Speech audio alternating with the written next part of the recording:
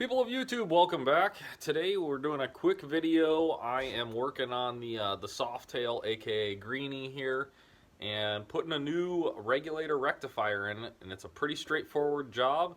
So I'll show you how to do it real quick. No big deal. Alright, so your rectifier is located right here.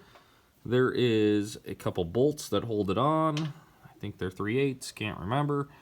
Pops right off and plugs into your stator right there, but there's also this little wire, and this runs along the frame and over to the other side.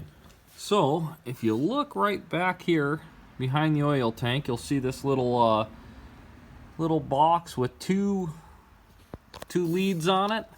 This you can just pop right out, and I need two hands to do it. Alright, so once you pop it out of there, you can see it's this top one over here on the negative side. So we need to see if we have a connector here, crimp it onto the new one, and we'll run it exactly like the old one. One thing that you don't want to forget to do, so this is the old one, you can see there's some crackage going on. Take that out and put it on the new one.